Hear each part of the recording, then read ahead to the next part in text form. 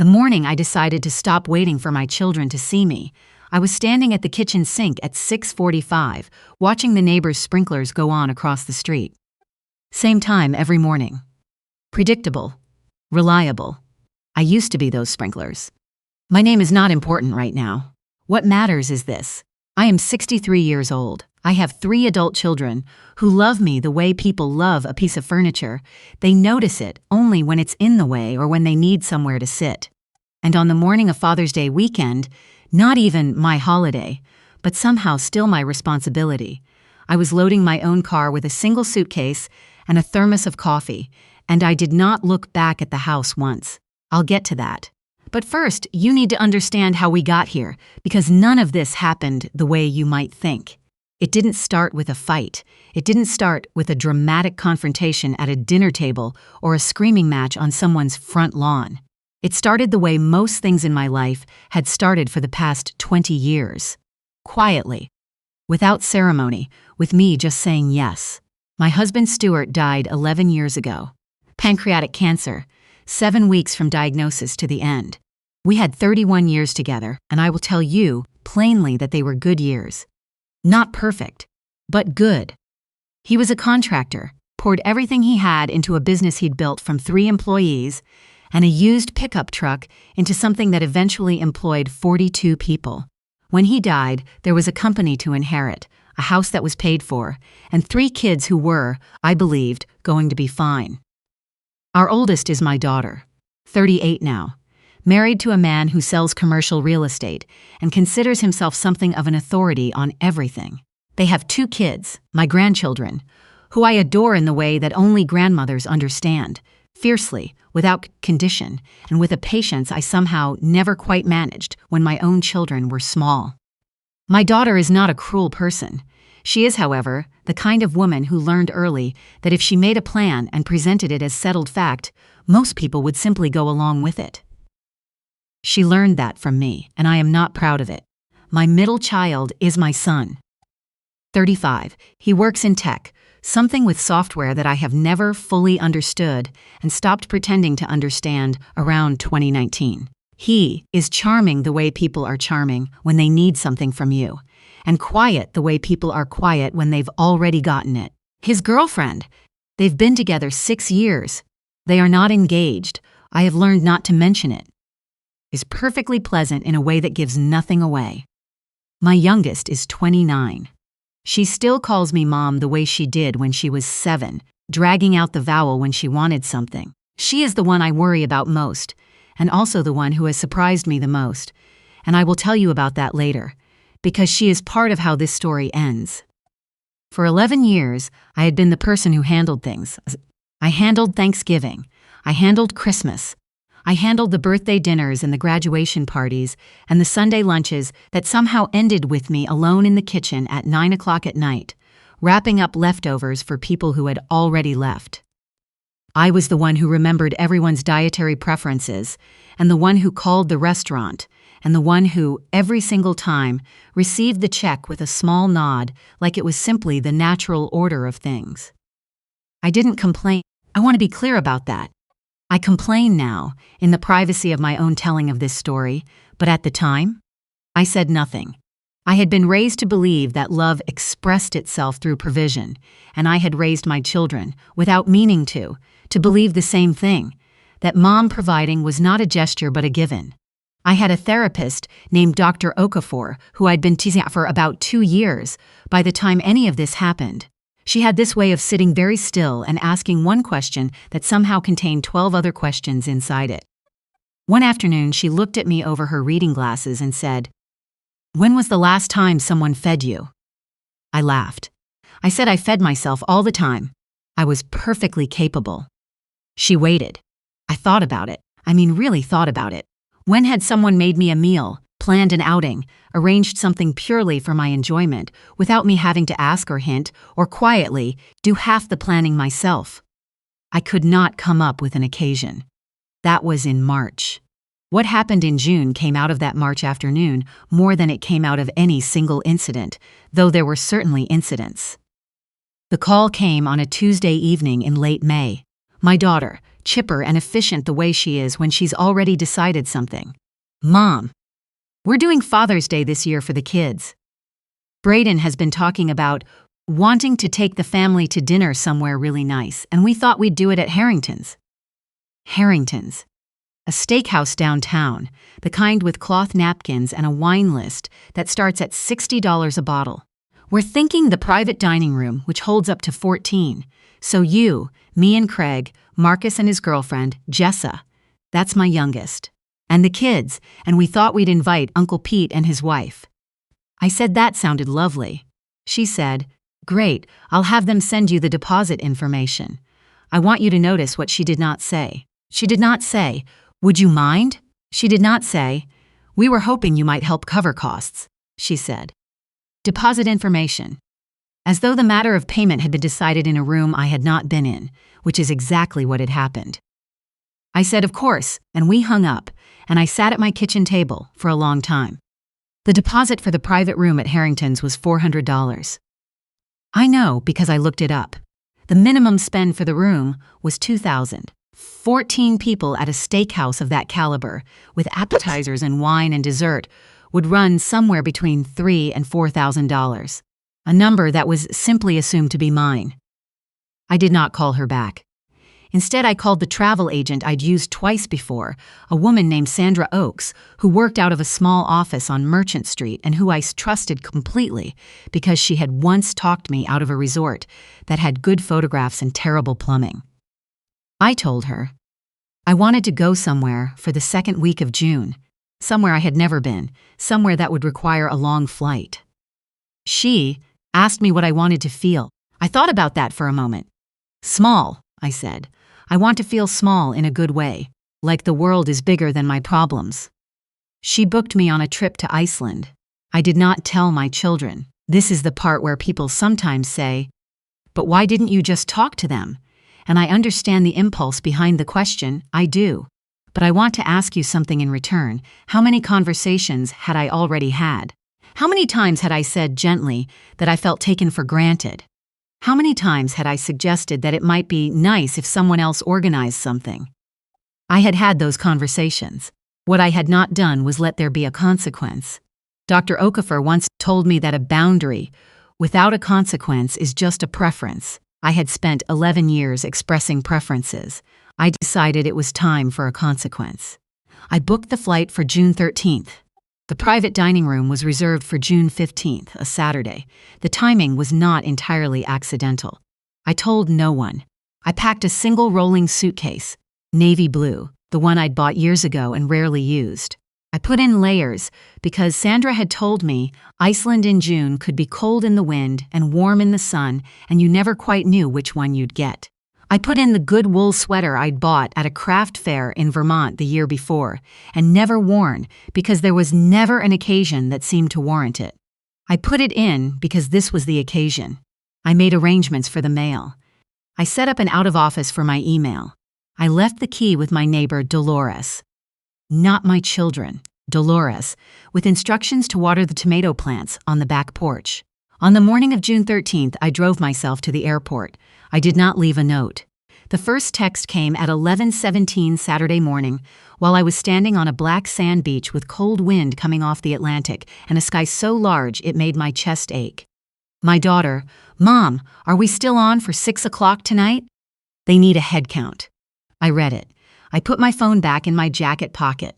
I watched the waves. At 12:45, my son, hey Mom, Jess said, she texted you. You coming tonight? At 2:08, my daughter again. Mom, we need to confirm the reservation. At 3:15, my youngest. Mommy, where are you? Your car isn't in the driveway, and Kayla said you haven't answered her all day.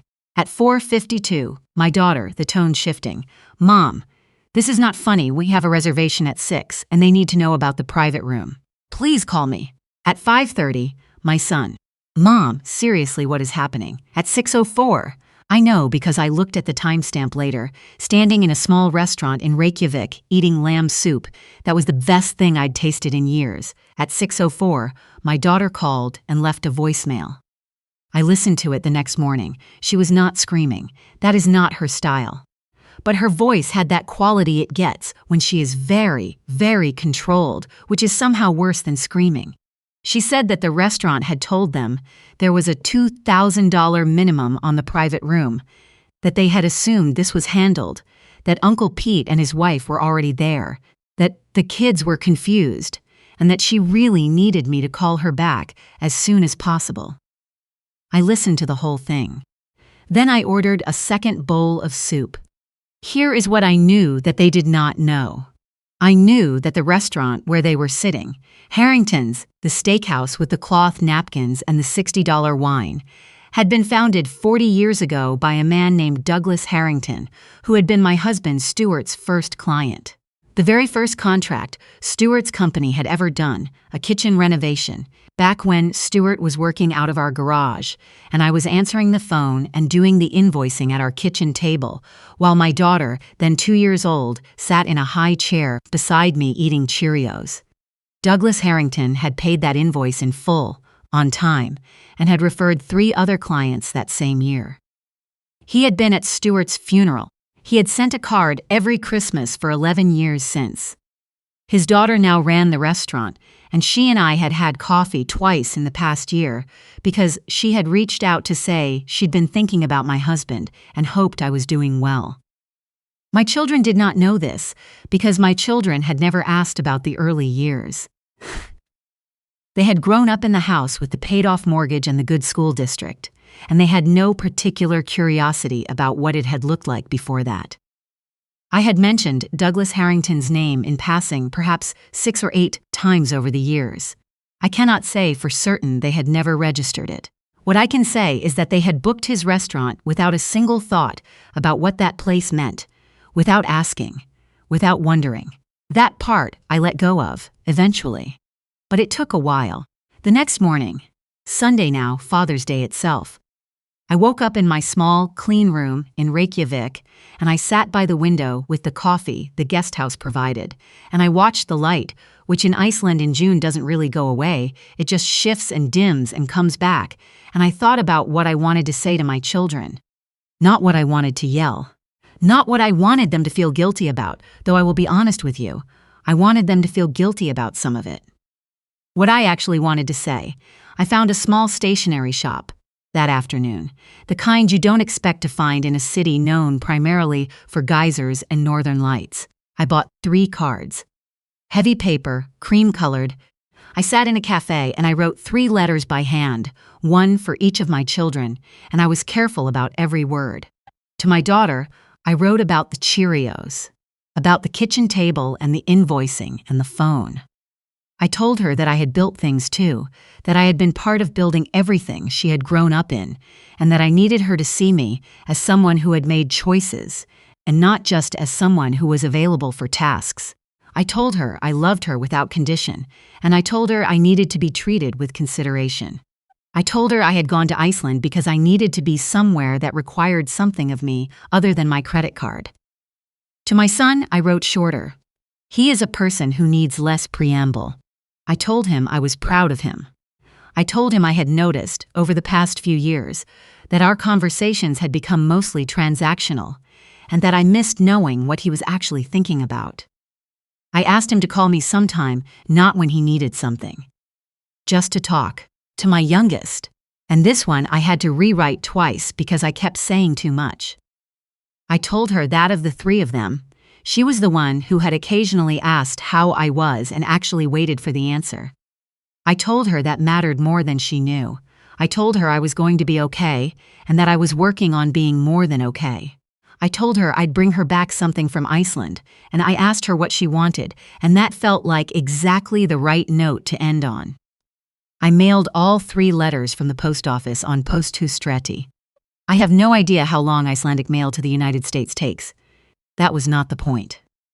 When I landed back in the States 5 days later, I turned my phone on in the airport and sat in the arrivals hall and went through everything. My daughter had called 11 times, my son had called 4 times and texted 7. My youngest had sent a string of messages that went from worried to exasperated to worried again to finally a single text that said, "I talked to Derek at Harrington's and he said his mom knew you. Did you know the Harringtons?" "Mom, please just let me know you're alive." "That one," I answered right away. Just a photo of my face, in the Reykjavik airport on the way home, with the Northern Lights tapestry I'd bought for my youngest folded in my lap. She called me within 2 minutes, and I answered, and she said, "Mom," in that old 7-year-old way, stretched out, and I laughed for the first time in what felt like a very long time. She came over the evening I got home. Just her. She sat at my kitchen table, the same kitchen table where I used to do the invoicing, and she asked me to tell her about Iceland, so I did. All of it. At some point she said, "I didn't know about Harrington's, about Dad's first client." I said, "No, I know." She said, "Why didn't you tell us?" I thought about that for a moment. I said, "I suppose I was waiting to be asked." She didn't say anything to that, but I watched her think about it, and I could see it land. My daughter called 3 days after I got home. She was careful and measured, and I could tell she had prepared what she wanted to say, which is her way, and I respected it. She apologized. Not for everything. I do not think she is yet fully aware of the extent of what she normalized. But she apologized for assuming, and she apologized for the way the call had been presented to me.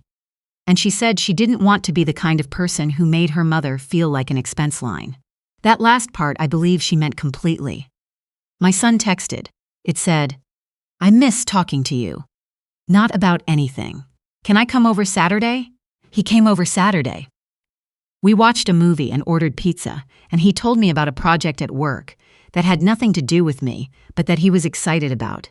And I asked questions, and it felt, for the first time in a long time, like a conversation between two people who knew each other. The bill at Harrington's, the $2,000 minimum, plus the additional charges for the evening, had been split between my daughter and my son, with Uncle Pete covering his own portion. I know this because my youngest told me, and she told me with a tone that said she thought this was the correct outcome and that she was glad I had not been there to absorb it. She was right. It was the correct outcome. Here is the thing about Iceland. I want to tell you this because it is the part that changed me more than the logistics of any of it. On my 3rd day there, I took a tour out to the Snæfellsnes Peninsula. There is a glacier out there, Snæfellsjökull, that sits at the tip of a lava field, and, on a clear day, you can see it from Reykjavik, 60 miles away. Jules Verne used it as the entrance to the center of the earth in his novel. I did not know this until the guide told me. We hiked for about 3 hours.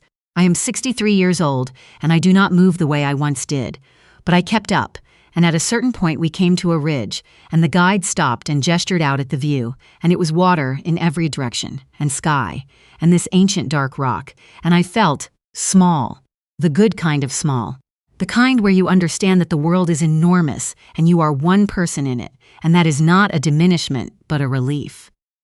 I stood there for probably 5 minutes. The rest of the group had moved on. The guide waited a polite distance away. What I thought about, standing on that ridge, was not my children, or the dinner, or the voicemails, or any of it. I thought about the woman who used to answer the phone for her husband's business at a kitchen table in 1989, with a 2-year-old in a high chair and an invoice that needed to go out before end of day. I thought about how much she had wanted things for herself and how thoroughly she had talked herself out of wanting them because there was always something more urgent. Someone who needed more. I thought, she deserved Iceland. She deserved it 30 years ago. I cannot give it to her. That woman is in the past and I cannot reach her. But I can give it to who I am now, which is her, later, still here. When I got home, I booked another trip. Not right away, 6 months out, to give myself something to look forward to. Portugal this time. The Alentejo region, which my neighbor Dolores's husband had talked about once, in a way that made me write it down on a piece of paper and put it in a kitchen drawer and forget about it for 7 years until the day I found it. I did not ask my children for permission. I did not consult anyone's schedule. I simply booked it, and when I mentioned it to my youngest on the phone a few weeks later, she said, "Oh, that sounds amazing. Can I meet you there for the last few days?" And I said yes, because that is not someone asking me for something. That is someone wanting to be with me. There is a difference. I had not always known how to tell them apart, but I know now. I still cook for my children when they come over. I still remember how everyone takes their coffee, and I still sometimes stay too late in the kitchen cleaning up while they're in the other room. Some things are deep in the muscle, and they take longer to change. But I am changing them. One trip, one boundary, one unanswered text at a time. The last thing I will tell you is this. A few weeks ago, my daughter called me on a Wednesday afternoon. No occasion, no agenda. She asked if I wanted to go to lunch on Saturday, just the two of us. I said, yes. We went to a small Italian place near her house that I'd never been to, and she had made the reservation. And when the check came, she picked it up. She didn't make a thing of it. She just picked it up. I let her. And I tipped well, because I know how much goes into keeping a place like that running. And some knowledge, once you have it, you cannot set down.